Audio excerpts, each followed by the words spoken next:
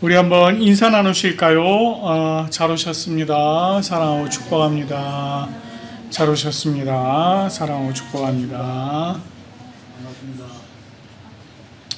자, 여호수아가 가나안의 중요 거점들을 점령하고 이스라엘 자손들은 각 지파에 따라 기업을 나누었습니다. 기업을 나누는 방법은 제비를 뽑아서 주님의 뜻대로 이제 그 기업을 나누었어요. 그리고 각 지역의 남은 가나안 족속들을 각 지파별로 쫓아내고 차지하여 기업을 삼도록 하였습니다.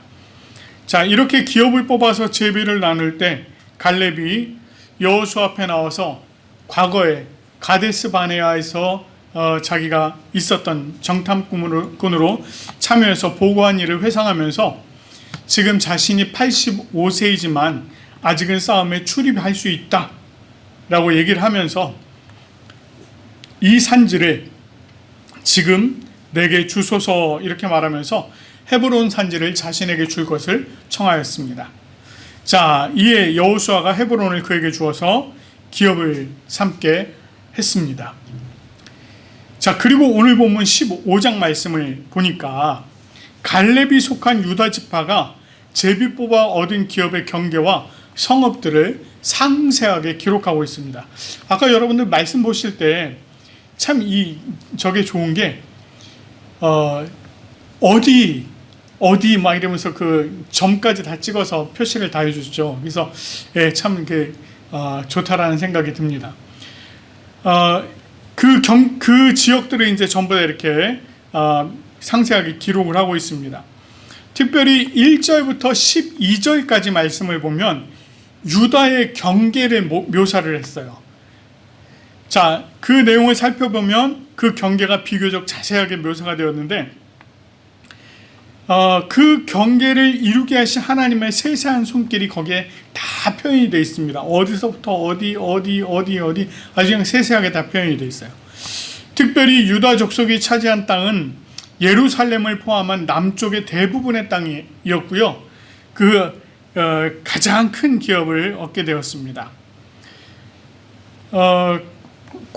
아까 보신 그림 중에 보라색으로 이렇게 넓게 칠해져 있었고 중간에 동그랗게 잠깐 이렇게 조금 표시가 된 부분인데 그 땅은 시므온이라고 하는 그 지파가 차지한 땅이고 중간은 이렇게 아무튼 넓은 땅을 기업으로 받게 되었습니다. 그런데 야곱이 이렇게 유다 족속이 이렇게 가장 넓은 땅을 기업으로 받은 것은 그냥 단순한 우연이 아니었어요. 창세기 49장을 보면 야곱이 죽기 전에 자기 아들들을 축복하는 내용이 있습니다. 그 축복하는 내용들을 보면 유다가 이제 12형제 중에 몇 번째냐면 네 번째 아들이에요. 네 번째. 그런데 그에게 주어진 축복이 마치 첫 번째 아들에게 하는 축복과도 같습니다. 49장 창세기 49장 8절부터 10절까지 말씀을 보면 이렇게 얘기를 해요. 야곱이 축복하는 내용인데 유다에게 유다야 너는 내 형제의 찬송이 될지라 내 손이 내 원수의 목을 잡을 것이요 내 아버지의 아들들이 내 앞에 절하리로다. 유다는 사자 새끼로다. 내 아들아 너는 움킨 것을 찢고 올라갔도다. 그가 엎드리고 웅크림이 숫사자 같고 암사자 같으니 누가 그를 범할 수 있으랴. 규가 유다를 떠나지 아니하며 통치자의 지팡이가 그 발 사이에서 떠나지 아니하기를 실로가 오시기까지 이르리니 그에게는 모든 백성이 복종하리로다. 이렇게 표현하고 있어요. 이 말씀 자세히 보면 내 아버지의 아들들이 내 앞에 절한다. 유다는 사자 새끼, 또 규, 통치자의 지팡이, 그에게 모든 백성이 복종할 것이다. 딱 뭐가 떠오르십니까? 이런 내용을 보면 뭐가 떠오르세요? 이 유다가 마치 왕과 같을 것이다 라는 거예요. 왕. 여기서 지금 규라고 하는 것이 왕이 들고 있는 요만한 지팡이. 그걸 얘기하는 거예요. 통치자의 지팡이, 또 긴 지팡이, 이런 걸 얘기하는 거예요. 왕을 의미하는 겁니다.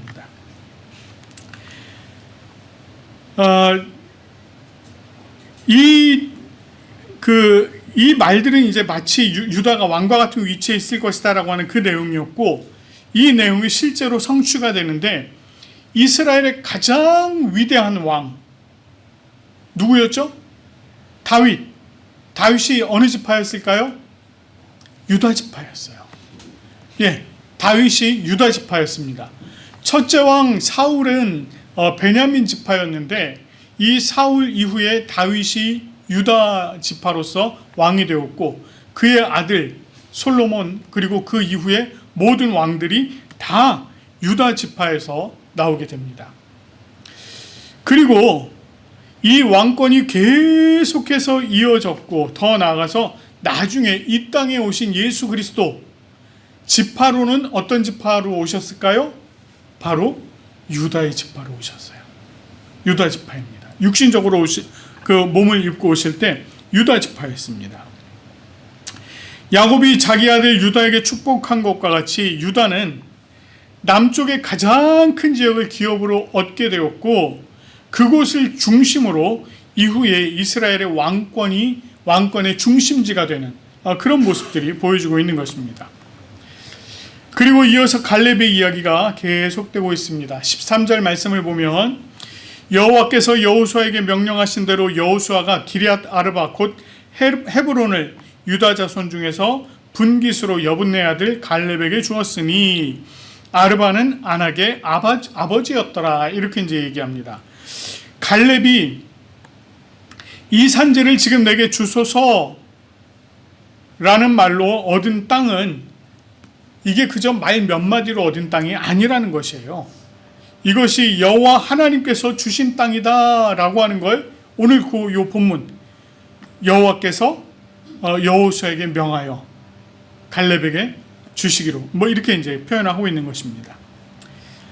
여호와 하나님께서 여호수아를 통해서 그 땅 헤브론을 갈렙에게 주었고, 갈렙은 그 땅에 거주하는 기골이 장대한 아낙 자손을 다 쫓아내었습니다. 14절 말씀을 보면 갈렙이 아낙의 세 아들 세세와 아히만과 달메를 쫓아낸 사실을 기록을 하고 있어요. 그러니까 그 아들들을 다 쫓아냈다는 거예요. 그리고 그 땅을 정복했다는 것입니다. 갈렙이 기럇 아르바를 정복하면서 위쪽에 있는 드빌, 기럇 세벨이라고 얘기를 해요. 그 기럇 세벨을 쳤는데, 그때 기럇 세벨을 쳐서 그 땅을 점령하는 자에게는 내 딸 악사를 아내로 주겠다라고 이야기를 합니다. 자, 그러자 갈렙의 아우인 그니스의 아들 온니엘이라고 하는 사람이 그 땅을 점령하였고, 갈렙은 자신의 딸 악사를 온니엘에게 아내로 주었습니다. 자, 이제 악사가 출가를 할 때 떠나야 할 악사가 나귀에서 내립니다. 그러니까 갈렙이 물어봐요. 내가 무엇을 원하느냐? 묻습니다. 그러니까 악사는요, 조금도 지체하지 않고 그의 아버지에게 이렇게 얘기를 합니다. 내게 복을 주소서. 아버지께서 나를 네겝 땅으로 보내시오니 샘물도 내게 주소서. 이렇게 얘기합니다. 여기서 지금 네겝 땅이라고 하는 것은 아까 우리 이제 지도에서 본 가나안의 가장 남쪽 지역이에요. 가장 남쪽 지역. 그곳은 주로 광야입니다. 척박한 땅이에요. 물이 없이는 살아갈 수 없는 곳이었습니다. 그래서 악사는 아버지에게 그 네겝 땅에 있는 땅과 물을 달라고 그렇게 샘물을 요구를 하고 있는 것입니다. 당시 결혼 풍습 중에 남자가 아내를 데리러 올 때 지참금을 가지고 왔어요. 그 지참금을 가지고 와서는 그것을 아내 가족에게 주고 아내를 데리고 갔습니다. 그런데 이렇게 남편이 지참금을 가지고 오는 경우도 있었지만, 또 어떤 경우가 있었느냐면요, 아내가 지참금을 가지고 오는 경우도 있었습니다. 그러니까 가족들이요, 딸을 시집 보낼 때 그 딸에게 가족들이 지참금을 주는 거예요. 근데 이 아내가 가지고 오는 지참금, 이것은 남편이 손을 댈 수 없는 오직 아내의 것이었습니다. 그거는 남편이 함부로 손을 댈 수가 없었어요. 그러니까 악사가 지금 여기서 요구하는 땅, 아버지에게 내게 복을 주소서라고 했는데 그 복은 기업으로 받을 땅을 얘기하는 거예요. 그러니까 땅과 샘물을 요구했는데 이것은 이제 아버지가 이 악사에게 주었을 때 그것은 소유권이 온전히 악사 개인에게 있는 겁니다. 이 성경에서 여인이 땅을 얻는 경우가 그렇게 흔치 않아요. 그렇게 흔치 않습니다. 그런데 악사의 경우 아버지께 복을 주시기를 구하면서 땅과 더불어서 샘물을 함께 얻었습니다. 이 모습을 통해서 우리가 이 악사의 지혜를 살펴볼 수 있습니다. 만약에 이 악사가요, 땅을 주소서, 그냥 내게 복을 주소서 이러고 끝냈으면 땅만 받았을 거예요. 그런데 사실 그 땅만 받았고는 거기가 굉장히 척박하기 때문에 물을 제대로 조달할 수가 없거든요. 근데 땅만 요구한 것이 아니라 뭐라고 그래요? 나를 네게보로 보내셨으니 샘물도 주소서, 윗샘 아랫샘 다 주세요, 이런 거예요. 그러니까 자기가 앞으로 살아가야 될 그 땅이 어떤 곳인지, 그곳에 무엇이 필요한지 너무 잘 알았기 때문에 아버지에게 그렇게 구했던 거죠. 그녀의 이 지혜로운 행동은 척박할 수밖에 없는 땅에 물을 공급할 수 있는 샘까지 얻는 그 결과를 얻게 된 것입니다. 자, 그리고 오늘 저희가 이제 읽지 않은 부분입니다. 본문 20절부터 62절까지는요, 여러분 이제 대충만 이렇게 딱 살펴보셔도 지명만 쭉 열거되고 있습니다. 유다 자손의 지파가 그들의 가족대로 받은 기업을 다 나열하고 있어요. 이것은 유다 지파가 차지한 성읍들을 지역별로요, 남부, 평지, 산지, 광야, 이것들을 다 분류해서 구체적으로 그 이름들을 다 나열하고 있는 것입니다.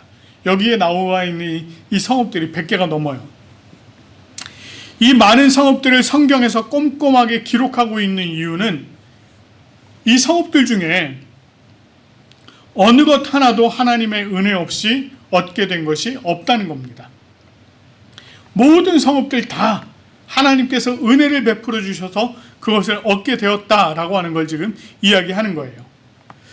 모두 다 유다 자손들이 정착해서 대대로 살아갈 곳이기 때문에 그 모든 곳을 하나님께서 직접적으로 개입하셔서 다 얻게 하신 땅이다라고 하는 것을 이렇게 말씀을 통해서 지금 보여주고 있는 것입니다. 자, 이렇게 여호와 하나님께서 은혜를 베풀어 주셔서 유다 자손들이 기업을 얻게 되었지만 여기에요, 이 또 사람들의 잘못된 판단으로 말미암아서 한 가지 아쉬움이 남게 되는 것을 전하고 있습니다. 오늘 여러분 성경책 가지고 계신 분 한번 펴보세요. 여호수아 15장 제일 마지막 절인 63절 말씀을 보면 63절에 이렇게 이야기를 하고 있습니다.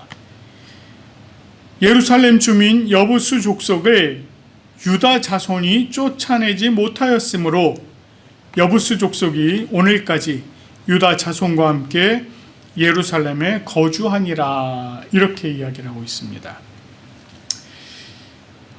사실 이 예루살렘 성은요, 산 꼭대기에 있어요.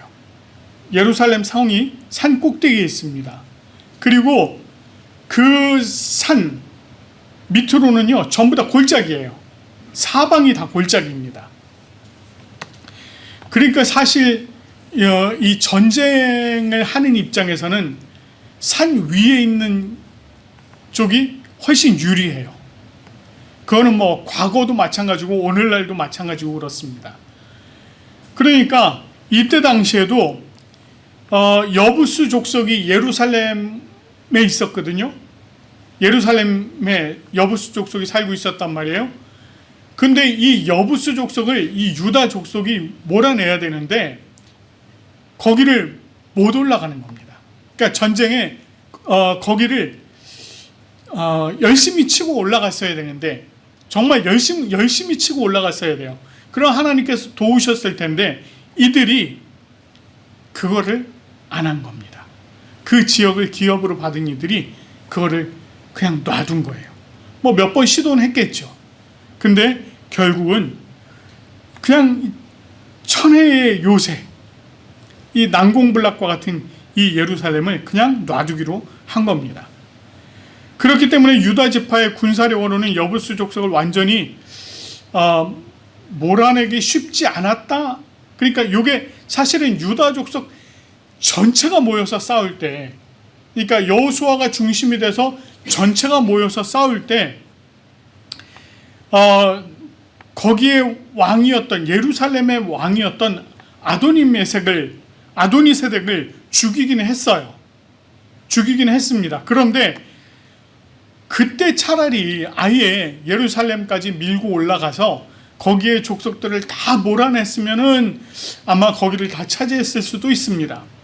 그런데 그렇게 안 하고 기업으로 이제 다 나누어 줬잖아요. 여기는 누구네 가족, 여기는 누구네 가족, 여기는 누구네 가족, 이렇게 이제 나눠 줬단 말이에요. 그러니까 이제 그 땅을, 그 지역을 기업으로 받은 그 사람들이 이 예루살렘을 밀고 올라가서 얘들을 밀어냈어야 됐는데 자기들끼리는 이게 힘이 안 된 겁니다. 자기들끼리는 힘이 안 된 거예요. 그러니까 결국은 포기해버린 겁니다. 그리고 그냥 그 여부스 족속과 같이 살기로 그냥 그렇게 한 거예요. 그냥 거긴 니들 살고 우리는 여기 살고 이렇게 된 겁니다. 사실 가나안 족속들을 완전히 쫓아내지 못한 것, 이것은 단순한 군사적인 무능을 넘어서 하나님의 명령에 대한 순종의 결여를 의미하기도 합니다. 그러니까 무슨 얘기냐면, 만약에 그 여부스 족속의 땅을 하나님께서 우리에게 주셨다, 그러니 우리가 반드시 몰아내야 된다 라는 그 생각을 가지고 이 말씀대로 우리가 온전히 순종하겠다라고 해서 계속 밀어붙였으면 하나님께서 분명히 도와주셨을 거예요. 그런데 그렇게 안 했다는 겁니다. 그 지역을 기업으로 받은 이들이 처음에는 그들을 쫓아내지 못한 것이었어요.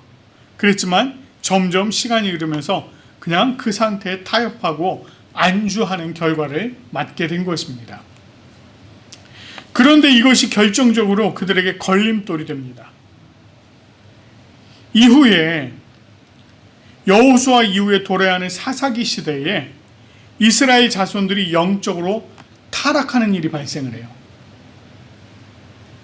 이게 영적으로 타락한다는 것이요, 어떤 의미가 있냐면 이런 겁니다. 내가 여호와 하나님을 섬기지만 다른 신도 함께 섬긴다, 이걸 얘기하는 거예요. 오늘날로 얘기하지만 제가 그전에도 말씀을 드린 적이 있어요. 지금으로 말하자면 내가 하나님을 섬기지만 더불어서 부처도 섬긴다, 이제 이런 거예요, 말하자면. 그러니까 지금 이제 우리 예배당에 이렇게 이제 십자가도 갖다 놓고 저기 뭐요, 부처상도 갖다 놓고 뭐 성모상도 갖다 놓고, 그래서 그때 그냥 막 이것도 섬겼다 저것도 섬겼다 막 그걸 얘기하는 겁니다. 같이 그냥 다 같이 섬긴다, 우리 요즘 말하는 소위 종교다원주의, 그런 거 얘기하는 겁니다. 근데 이게 문제가 뭐냐면, 이게 이방신을 섬기면서 반드시 따라오는 게 있는데요, 이게 성적 타락이에요. 그러니까 이방신을 섬기는 그 성전에는 이 제사를 돕는 사제들이 있단 말입니다. 그 여자 사제들이 있어요, 여자 사제들. 근데 꼭 제사를 하러 올라온 사람들이 그냥 제사만 드리고 돌아가는 게 아니라 그 여자 사제와 관계를 나눠야 복을 받는다라고 생각을 하는 겁니다. 그러니까 돈을 지불하고 관계를 갖는 거예요. 이런 타락이 일어나게 되는 겁니다. 근데 이게 어디까지 들어왔다는 거예요? 이스라엘 백성들, 유다 자손에게도 이런 일들이 들어왔었다는 것입니다. 이와 같은 불완전한 정복이 항상 옆구리를 찌르는 가시와 같은 이런 일들이 있게 되는 것입니다. 결국 여호수아 시대, 사사 시대를 지나서 왕정 시대에 이르게 되었고요. 여부스 족속을 최종적으로 정리하게 된 사람이 누구냐면 다윗입니다. 다윗 때에 들어서야 비로소 여부스 족속을 완전히 밀어내게 되는 거예요. 오늘 우리가 살펴본 이 여호수아 15장 말씀, 이거는 하나님의 신실하신 약속의 성취를 보여주는 장입니다. 야곱이 하나님께서 주실 축복을 유다에게 전했던 것을 여호와 하나님께서 실제로 이루고 계신 것입니다. 이것은 우리에게도 약속된 기업을 하나님께서 반드시 주실 것이다 라고 하는 믿음을 가지게 해요. 우리가 이 땅을 살아가면서 얻게 될 것들, 더 나아가서 우리가 천국을 기업으로 얻게 될 것을 우리에게 얘기를 하고 있는 것입니다. 예수님께서 공생애를 시작하시면서 산에서 가르치신 말씀이 있어요. 마태복음 5장 3절부터 12절 말씀을 보면 조금 깁니다만 이렇게 시작이 되죠. 심령이 가난한 자는 복이 있나니 천국이 그들의 것이며, 애통하는 자는 복이 있나니 그들이 위로를 받을 것이며, 온유한 자는 복이 있나니 그들이 땅을 기업으로 받을 것이며, 의에 줄이고 목마른 자는 복이 있나니 그들이 배부를 것이며, 긍휼히 여기는 자는 복이 있나니 그들이 긍휼히 여김을 받을 것이며, 마음이 청결한 자는 복이 있나니 그들이 하나님을 볼 것이며, 화평케 하는 자는 복이 있나니 그들이 하나님의 아들이라 일컬음을 받을 것이며, 의를 위하여 핍박을 받는 자는 복이 있나니 천국이 그들의 것임이라. 나로 말미암아 너희를 욕하고 박해하고 거짓으로 너희를 거슬러 모든 악한 말을 할 때에는 너희에게 복이 있나니 기뻐하고 즐거워하라. 하늘에서 너희의 상이 큼이라. 이렇게 말씀합니다. 예수님께서 공수표를 날리신 것이 아닙니다. 이것은 예수님께서 우리에게 주신 온전한 약속이었습니다. 그리고 그 약속을 이루시기 위해서 예수님께서 이렇게 말씀을 하셨어요. 내 아버지 집에 거할 곳이 많도다. 그렇지 않으면 너희에게 일렀으리라. 내가 너희를 위하여 거처를 예비하러 가노라. 네. 천국 거처를, 우리를 위한 천국의 거처를 예비하러 가신다라고 약속을 하신 것입니다. 우리에게 약속하신 것을 온전히 성취해 주시겠다라고 하는 말입니다. 하나님께서 우리에게 천국을 기업으로 약속하신 것, 그것을 온전히 성취해 주시겠다라고 하는 것입니다. 자, 그러면 이런 하나님의 신실하신 약속을 대하는 우리의 자세는 어때야 될까요? 우리요, 이 악사와 같은 이 적극적인 믿음을 가지고 복을 구해야 합니다.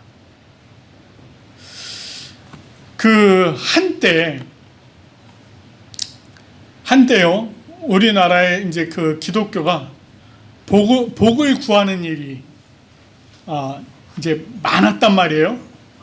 복을 구하는 일이 많았어요. 그러니까 이게 교회가 복만 구한다. 성도들이 복만 구하는 신앙생활을 한다. 이래서 이건 기복신앙 아니냐. 이제 이런 비판이 좀 있었습니다. 그러다 보니까 우리가 이 하나님 앞에 복을 구하는 일에 대해서 또 너무 인색해져 버렸어요. 네. 그래서 마치 우리가 하나님께 복을 구하는 것이 잘못된 것처럼 인식이 되어버렸습니다.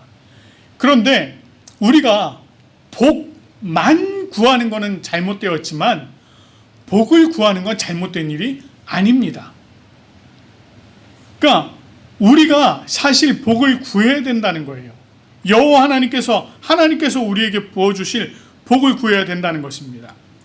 자, 누가복음 11장 9절에서 10절 말씀을 보면 이런 말씀이 있어요. 내가 또 너희에게 이르노니 구하라 그러면 너희에게 주실 것이요. 찾으라. 그러면 찾아낼 것이요. 문을 두드리라. 그러면 너희에게 열릴 것이니 구하는 이마다 받을 것이요. 찾는 이마다 찾아낼 것이요. 두드리는 이에게는 열릴 것이니라. 말씀을 해주셨거든요. 하라는 거예요. 간절한 믿음을 가지고 구하고 찾고 두드리는 자에게 하나님께서 그에 상응하는 응답을 주실 것이다 라고 하는 거예요. 복을 주실 것이라는 것입니다. 또 마태복음 21장 22절 말씀을 보면 예수님께서 또 이렇게 말씀하셨어요. 너희가 기도할 때에 무엇이든지 믿고 구하는 것은 다 받으리라. 기도할 때 믿고 구하라는 거예요. 그러면 얻을 수 있다라고 얘기하시는 것입니다. 우리가 하나님께 기도하고 얻고 구하는 것, 그것이 하나님의 뜻에 반대하는 것만 아니라면, 하나님의 뜻에 저촉되는 것만 아니라면, 또 우리 개인적인 욕심 있잖아요. 내가 이거 나만 차지하려고 하는 이런 개인적인 욕심, 이런 것만 아니라면 하나님께 복을 구할 때 하나님께서 채워 주신다는 거예요. 채워 주실 거예요. 그러니까 우리가 하나님께 복을 구해야 합니다. 여러분들 하나님께 복 구하세요. 근데 복만 구하지 마시고, 여러분 정말 하나님께서 여러분들이 하나님의 자녀로 올바른 삶을 살아가기를 소망하시고, 정말 하나님의 자녀로 이 땅에서 빛과 소금으로 살아가기를 소망하시고, 정말 형제 자매들을, 세상의 모든 형제 자매들을 사랑하고 품기를 작정하시고, 또 그런 믿음을 가지고 살아가세요. 그러면서 복을 구하세요. 그러면 분명히 채워주십니다. 그런데 여기 한 가지 주의해야 될 것도 있겠죠. 우리가 철저하게 순종하지 못하고 남겨둔 죄의 불씨, 이것이 우리 삶에 방해가 된다는 건 잊지 마셔야 됩니다. 우리가 하나님 앞에 믿음을 가지고 하나님 앞에 복을 구하고 살아가야 하지만, 그러나 우리가 그 믿음을 갖는 가운데 순종하지 못하고 남겨두는 이 죄의 불씨, 요거 반드시 꺼버려야 된다는 겁니다. 우리 옛날에 왜 꼭 때만 되면 이렇게 표 같은 거 학교에서도 막 포스터 그리고 막 이랬던 때가 있어요. 표 같은 거 나오고, 꼭 겨울철만 되면 제일 많이 했던 게 뭐죠? 불조심. 네, 불조심. 자나깨나 불조심. 꺼진 불도 다시 보자. 뭐 이러면서 막 그랬습니다. 그게 왜 그래요? 남아있는 조그만 불씨 하나가 큰 불로 번지잖아요. 막 저희 너무 안타까운 게, 꼭 이 겨울철 지나고 봄철 되면서 막 가장 건조할 때 산불이 너무 많이 나잖아요. 그 산불이 또 바람이 불 때 확 번지는 게 뭐예요? 불씨 때문에 번진단 말이에요. 불씨가 날아가서는 거기 자리 잡고 확 번지는 거예요. 근데 죄의 불씨가 그래요. 우리가 아무것도 아니라고 생각하고 그냥 남겨두는 이 죄의 불씨가 결국은 우리를 불살라버리는 일들이 있다는 겁니다. 우리가 그것들을 반드시 없애야 돼요. 반드시 다 없애버려야 됩니다. 여러분, 성경에도 보니까 그런 일이 있었잖아요. 여리고성을 딱 무너뜨릴 때, 여리고성을 무너뜨리고 하나님께서 뭐라고 그러셨냐면, 그때 당시에는 전리품을 하나도 가지지 말 것을 명령하셨습니다. 그런데 아간이 어떻게 했어요? 아간이 그 명령을 저버립니다. 자기 눈에 보기 좋은 거, 금덩어리, 은덩어리, 막 옷 너무 좋은 거 이거 갖다 숨겼단 말입니다. 어떤 일이 벌어졌어요? 자기뿐만 아니라 가족까지 죽임을 당하는 일이 벌어졌습니다. 어떻게 보면 굉장히 극단적인 그런 결과이죠. 그러나 성경에서는 항상 예수님께서 뭐라고 말씀하셨냐면, 누룩을 주의해라, 이렇게 말씀하셨습니다. 성경에서 이 누룩이라고 하는 것은 죄랑 같은 의미를 가져요. 그래서 항상 죄를 비유적으로 표현할 때 누룩을 표현합니다. 이 누룩이 어때요? 누룩이 들어간 곳은 쉽게 누룩이 확 퍼져버립니다. 그래서 누룩을 주의하라 라고 하는 이 말씀을 계속해서 여러 번 하시는 것입니다. 우리가 아무렇지도 않게 생각했던 것이 결국은 우리를 어렵게 하는 일로 되돌아올 수 있기 때문에 그것을 주의하라고 하는 것입니다. 자, 우리 부산고백교회에 속한 우리 여러분들, 하나님의 신실한 약속을 믿고 의지하십시오. 그리고 적극적인 믿음을 가지고 복을 구하십시오. 그리고 하나님의 명령에 온전히 순종하십시오. 그래서 우리 부산고백교회, 그리고 저와 여러분들 모두가 정말 주님의 뜻이 이루어지는 교회로, 그리고 그 성도들로, 가정으로, 개인으로 살아가는 우리 모두가 되어지기를 간절히 축원합니다.